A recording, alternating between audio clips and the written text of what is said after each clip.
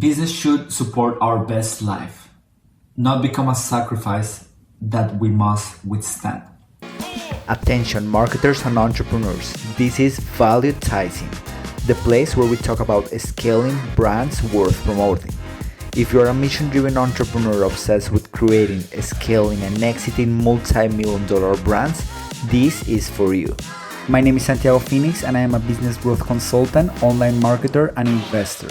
I have helped more than 107 and 8-figure founders increase profits, claim their time back, and transform the world. Now it's your turn. Welcome to the show. Hello and welcome to Valuetising.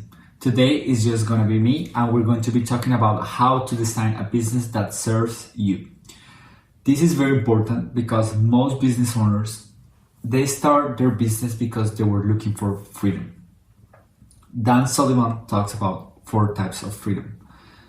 Most entrepreneurs want financial freedom, freedom of relationships, freedom of time, and freedom of purpose. Basically, they are looking for empowerment. They are looking for how can I create and design a life, a better life.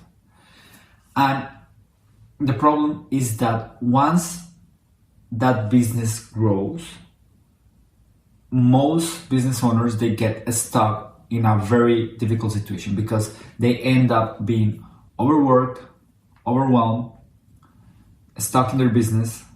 They feel like they cannot scale. They cannot get their team to do the right thing. They have no time. And there is like this unspoken feeling of this wasn't supposed to be this way.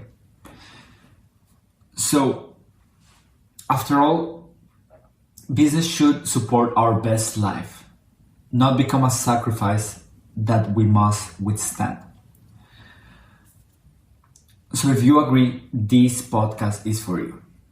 It is for the founders who started their business looking for a better life, quality of life for their families, for themselves, for their communities, and they quote unquote made it, but inside they are feeling like this isn't what I signed up for.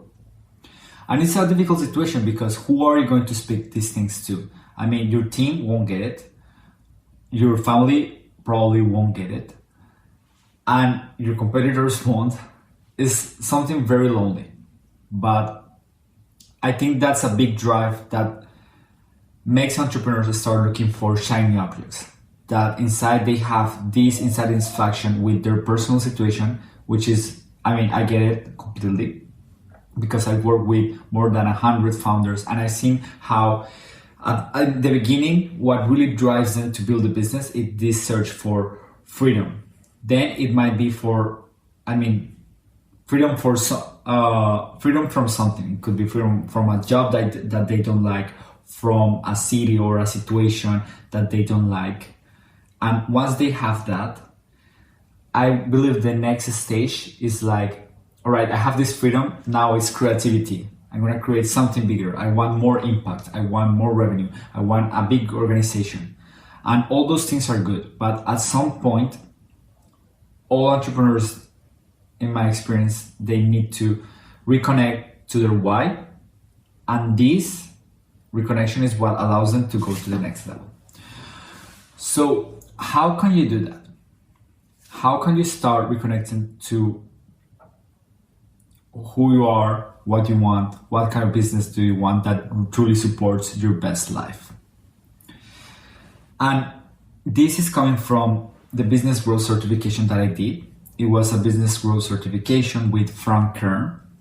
It was a year-long program where I learned a method to help established business owners grow their business by simplifying things, by making things as stress-free as possible.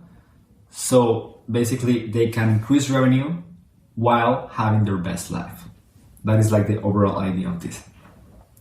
And in this program, I've learned about a 5-pillar method, which is how you get started with stuff.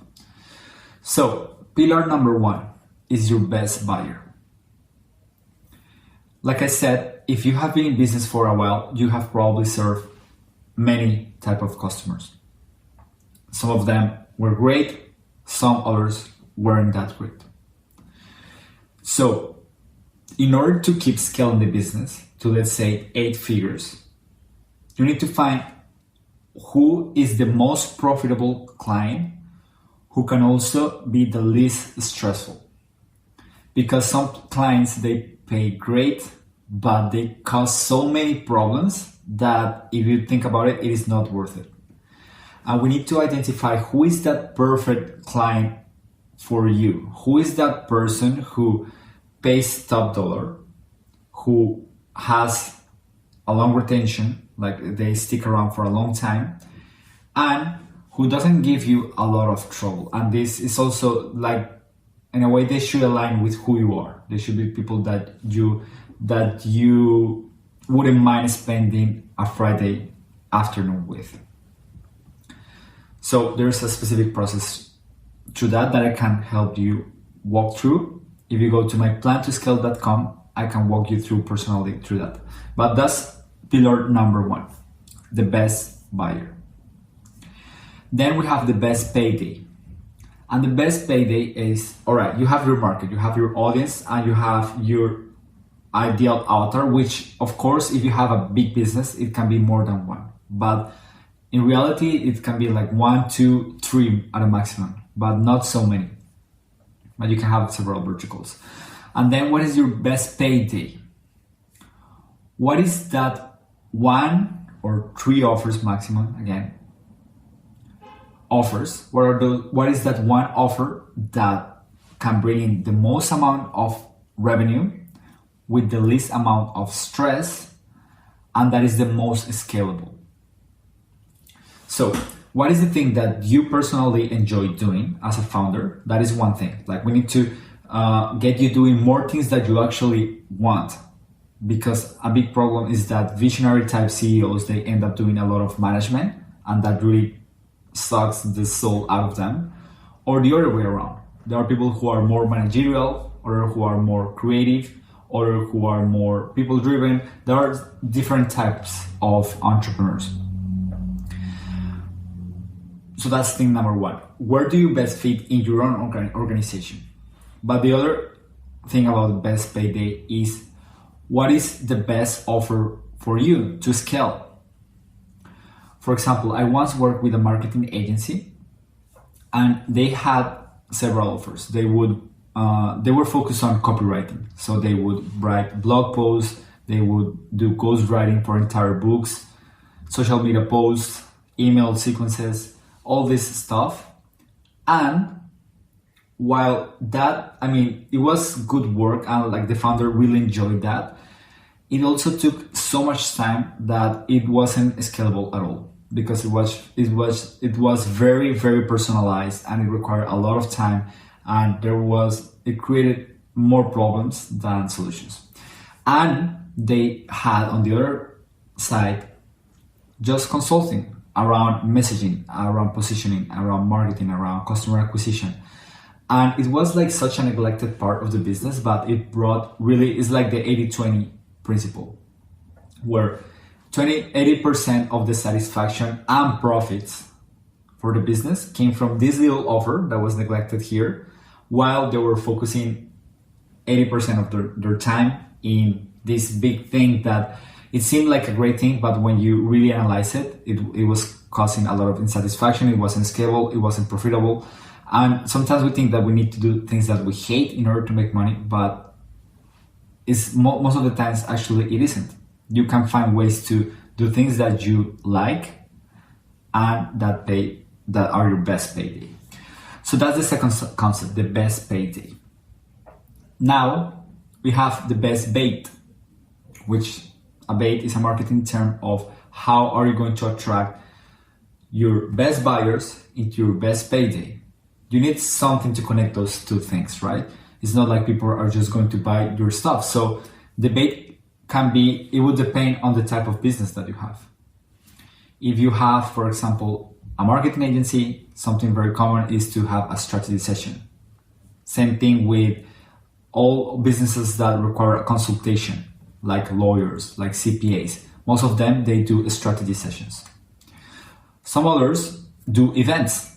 If you have a service-based business, to run an event is something very common, which could be virtual, like a webinar, or non-virtual. If you have an e-commerce store, how are you going to attract customers? Is it going to be directly to your store? Are you going to first drive them to a low-ticket item, to a membership, and upsell them from there? Or are you going to use advertorials or even email marketing? How are you going to scale your e-commerce brand? And same thing with SaaS. Are you going to give free trials? It depends on the type of business that you have.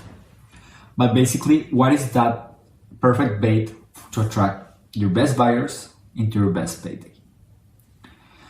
And that leads to the fourth concept, which is the best process. By the way, if you want me to help you, like actually come up with your best buyer, your best pay, and all of these 5 pillars that will help you grow your business with a simplified strategy for growth, go to myplantoscale.com and you can book a complimentary strategy session with me there, and I can walk you through all these exercises in a way that makes sense for you and your business.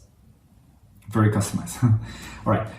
The next thing is the best process, which is, what is your sales process? Essentially, all businesses have a way to turn a stranger into a customer. And like I said, it would depend on the type of industry that you serve. It would just depend on your type of buyers. But in the end of the day, there aren't really that many sales processes. And there are a few key things that, if we know how to leverage, can really, really increase the efficiency of that sales process.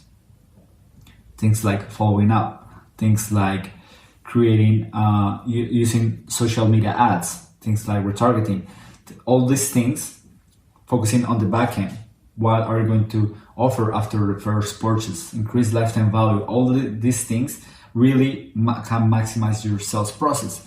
And the idea here is to understand what is the best sales process for you. Is it to offer a book?